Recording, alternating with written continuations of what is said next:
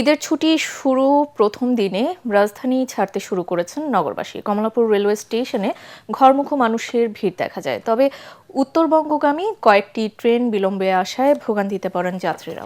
এদিকে বাস টার্মিনালে যাত্রীদের ভিড় ছিল চোখে পড়ার মতো। বাড়তি ভাড়া নেয়ার অভিযোগ করেছেন যাত্রীরা।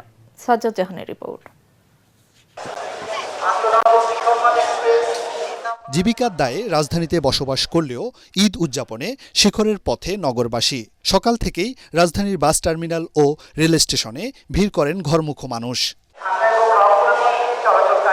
এদিন উত্তরবঙ্গগামী রংপুর এক্সপ্রেস ট্রেনটি নির্ধারিত সময়ের চেয়ে 2 ঘন্টা পর প্ল্যাটফর্মে আসে।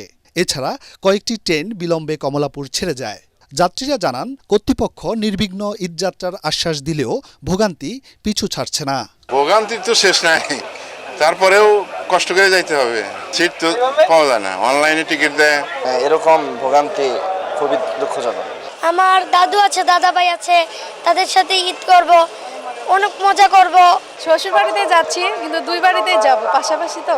অপরদিকে যাত্রীদের ভিড় দেখা যায় রাজধানীর বাস টার্মিনালগুলোতে। অতিরিক্ত ভাড়া আদায়ের অভিযোগ করেন তারা। তবে এখনও কাঙ্ক্ষিত যাত্রী পাচ্ছেন না বলে দাবি বাস কাউন্টার মালিকদের। আগে 100 টাকা ছিল, এখন 200 টাকা নিচ্ছে। আমরা যদি বলি না যাবো না, না যান। ঈদ উপলক্ষে বাড়তি ভাড়া নিচ্ছে, কিন্তু এটা সিন্ডিকেট হচ্ছে একটু বেশি। তারপর আমি মনে করি যে যেভাবে পাইতেছি আলহামদুলিল্লাহ ভালো। এই দক্ষিণবঙ্গের চাপ খুব কম, খুব তেমন একটা প্রেশার না। নিরাপদ ও সুষ্ঠু ঈদযাত্রা নিশ্চিতে সরকারের যথাযথ মনিটরিংয়ের দাবি সাধারণ মানুষের। সাজ্জাদ জাহান, এটিএন বাংলা, ঢাকা।